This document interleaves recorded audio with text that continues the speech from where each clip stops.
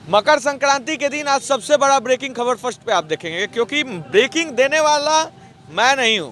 आज मकर संक्रांति के दिन रामांशु सर सबसे बड़ा ब्रेकिंग देंगे, वो भी खबर फर्स्ट पे। मकर संक्रांति का इनविटेशन लेटर आया था, ठीक है, ये है पूरा का पूरा, ठीक है, ये आया है मेरे पास कि बीएनएसएस के जो है सेक्शन 94 के तहत भेजा गया है।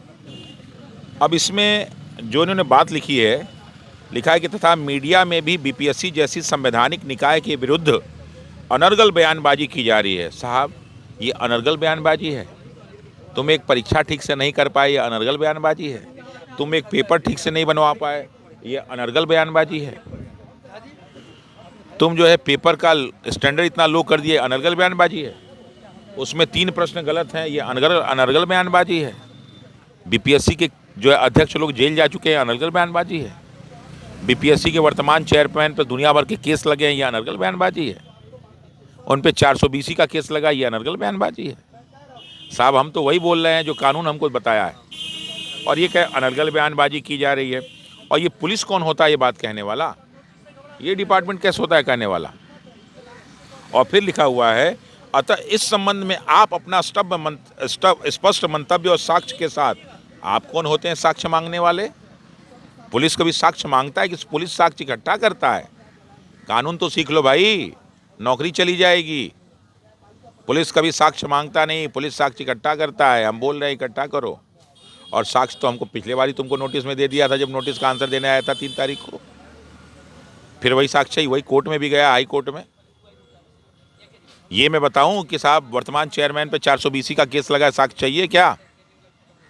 ये बताऊं कि नवंबर 2024 में रिटायर हो रहे थे, साक्ष्य चाहिए क्या? पेपर का इतना खराब स्टैंडर्ड है, वो साक्ष्य चाहिए क्या आपको? 3 आंसर गलत हैं, ये साक्ष्य चाहिए क्या? कौन सा साक्ष्य चाहिए आपको भाई? और फिर इन्होंने लिखा है कि अतः इस संबंध में आप अपना स्पष्ट मंतव्य साक्ष्य के साथ दिनांक 16 जनवरी को गर्दनीबाग थाने। हम तो आएंगे 2 बजे गर्दनीबाग थाना में, लेकिन हम कुछ और लेटर लेके आएंगे। उस लेटर के लिए आप तैयार रहिएगा। जो आपका उच्च अधिकारी बोलता है, खट से लेके चले जाते, उससे पूछते नहीं कि सर किस कानून के तहत जाऊं सर? ये जो आपने सेक्शन लगाया, इस सेक्शन के तहत ये सब बातें पूछी जाती हैं क्या?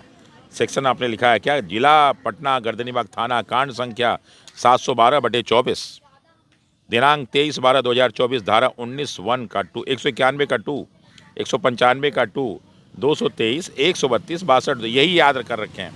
एवं 66 DC IT act, information technology act. साहब, इंफॉर्मेशन टेक्नोलॉजी एक्ट हम लोग को तो आता नहीं। आप लोग तो बहुत ज्ञानी आदमी हैं, पढ़े हैं कभी? क्या है IT एक्ट? बस बोल दिया, कुछ लोगों ने लिख दिया। जब नौकरी जाएगी ना, हम लोग नहीं चाहते हैं कि आप लोग की नौकरी जाए, क्योंकि आपका भी घर परिवार है। आपके जो बच्चे हम लोग के छोटे भाई होंगे, आप भी हमारे भाई परिवार हैं। लेकिन जिन अधिकारियों के कहने पे आप लोग भेज रहे हैं, उनसे प्रश्न कभी पूछा है? जब नौकरी जाएगी तो बचाएंगे आपको वो? जब आप जेल जाएंगे तो आपको बचाएंगे? उनसे एक बार पूछ लीजिए, कागज़ पे लिखवा लीजिएगा। बहुत सारे हम लोग के मित्र हैं, हम लोग कहते हैं जब कोई है तो कागज़ पे लिखवा लो कि सर कुछ हुआ तो इसके जिम्मेदार आप होंगे। आपके हर कहने पे नहीं करने वाला मैं। और वो लोग नोटिस भेजे हैं, तो मैं तो आऊँगा 16 को 2 बजे, 16 तारीख को 2 बजे आऊँगा आपके पास। एक कप चाय की व्यवस्था किए रहिएगा, तो सारी चीज़ आपको समझाऊँगा कि भविष्य में मेरे खिलाफ़ कोई नोटिस भेजें तो कम से कम हमसे एक बार ड्राफ्टिंग हम ही से करवा लें। इसमें क्या खेला करने वाले हैं सर 16 तारीख को? खेला नहीं, हम लोग खेला नहीं करते, खेला तो ये लोग करते हैं। जवाब कैसे दीजिएगा? एक नोटिस भेजिएगा क्या? नहीं, जवाब हम लोग का तैयार है, मैं जवाब लेके जाऊँगा। हमारे वकील साहब जवाब तैयार कर रहे हैं बढ़िया, क्योंकि अब ये बार बार जो नोटिस का खेला है ना। बीपीएससी पे नोटिस नहीं जा सकता है? जाएगा, बिल्कुल जाएगा, बीपीएससी पे भी जाएगा। बीपीएससी स्वायत्त, ये लोग क्या सोचते, स्वायत्त संस्था, कॉन्स्टिट्यूशनल बॉडी है तो हम कुछ नहीं कर सकते। अरे साहब, कई बार आपको समझा दिया है कि संविधान में हम भारत के लोग पहले आता है, संवैधानिक जो है विभाग पहले आता है, बाद में आता है। और दूसरी चीज़, इवन की जो लीगल नोटिस गई उसमें बहुत सारी कमियाँ हैं। कोई हम लोग, चूँकि मैं काम किया हूँ, मैं जिस डिपार्टमेंट में काम करता था यही काम करता था, काउंटर एफिडेविट वाला, और उसमें किसी न किसी अधिकारी का नाम मेंशन होता था। ये लीगल नोटिस भेज दिए, उसमें अधिकारियों का नाम भी मेंशन नहीं है। क्यों? बचना चाह रहे थे कि नहीं हम नहीं भेजेंगे, और सब फंसेंगे उसमें। जब भी किसी डिपार्टमेंट से कोई नोटिस जाती है तो जान जाइए आप भी, कोई केस किया जाता है, जैसे ये आया ना, तो इसमें लिखा हुआ है कि उपरोक्त मामला नाम पुलिस निरीक्षक सह थानाध्यक्ष गर्दनीबाग थाना संजीव कुमार के 100 लिखित बयान के आधार पर ये लिखा होना चाहिए। तो जब बीपीएससी से है तो बीपीएससी एक कॉन्स्टिट्यूशनल बॉडी है ना, बस उसमें कोई व्यक्ति तो होना चाहिए, ठीक है। तो इस पे तो आपको जवाब देना पड़ेगा।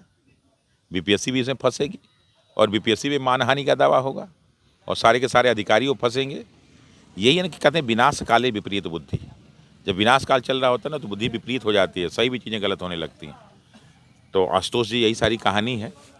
जहाँ बापू परीक्षा परिषद जो 22 जगह जो विभाजित हुआ है ना, उसमें एक एक, और हमें तो जानकारी ये भी मिली है कि बिहार के कोई बहुत बड़े एक व्यक्ति हैं नेताजी, उनकी बेटी भी एग्ज़ाम दे रही है।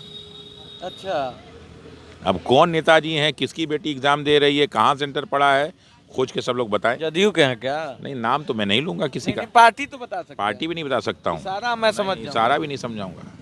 ये सारे बड़े बड़े लोग हैं। बहुत लोग की बेटियाँ, बहुएँ, बच्चे, रिश्तेदार के बच्चे, वो सब इस बार बीपीएससी में एसडीएम, डिप्टी एसपी बनने के लिए तैयार हैं। सबकी छानबीन होनी चाहिए साहब।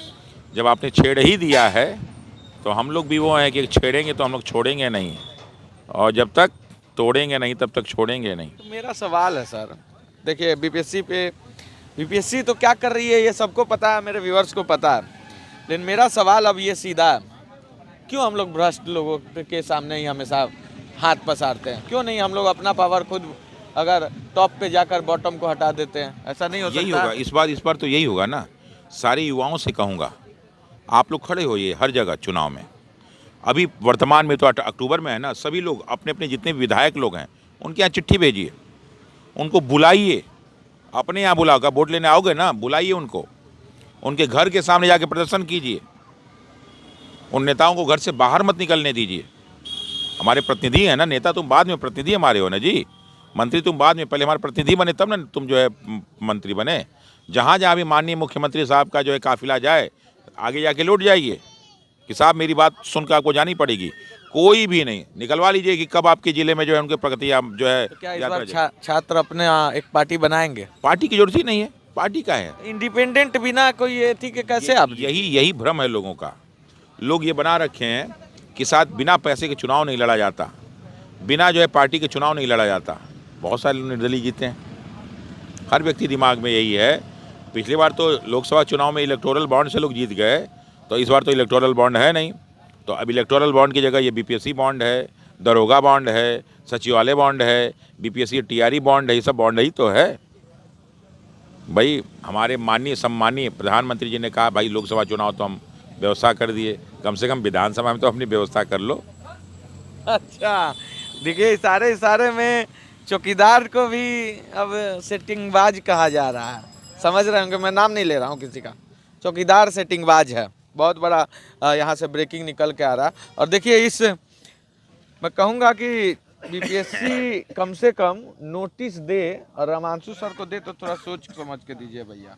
ये खुद वकील हैं, गर्दनी बाग में बैठे हुए हैं, तो ये मत समझिएगा कि इनको कुछ भी आप भेज सकते हैं। अब इसका जवाब सर क्या नोटिस जाएगा, री नोटिस जाएगा क्या बीपीएससी के यहाँ? नहीं, बीपीएससी नहीं भेजा है, पुलिस ने भेजा है। तो पुलिस पे ही आप मैं तो भाई इन्हीं को, बीपीएससी जब भेजेगी तो बीपीएससी का जवाब दूंगा। तो इस बार मतलब दुख इस बात का होता है कि कैसे कैसे सरकारी वकीलों की नियुक्ति हो जाती है। आखिर कई बार मैं देखा कि सरकारी वकील हार क्यों जाते हैं। अरे जबकि मैं देखा हूँ बहुत अच्छे लोग हैं, कहीं जानबूझ के तो नहीं बनाया जाता है कि चलो आओ तो जो हरवाई दे हमें। इवन कि जो दिलीप का केस था, उस केस में हम लोग गए हुए थे सिविल कोर्ट में। जज साहब ने जब प्रश्न पूछना शुरू किया, सरकारी वकील चुप हो गए थे कि जब आपने इस पर 132 लगाया, लगना चाहिए था क्या? तो कहीं ये सब लोग तो पिछले दरवाजे से आने वाले लोग नहीं हैं। देखिए बहुत बड़ा सवाल है, और इसी पिछले दरवाजे से ये लोग आए हैं कि नहीं, आप लोग कमेंट करके बताइएगा। इसी के साथ छोड़े जाता हूँ, नमस्कार। फिर से एक बार सभी को हैप्पी मकर संक्रांति। चैनल को लाइक कीजिए, सब्सक्राइब कीजिए और शेयर जरूर कीजिएगा इस वीडियो को, क्योंकि बीपीएससी का बहुत बड़ा खुलासा सीधे रामांशु सर ने आज आप लोगों के सामने किया।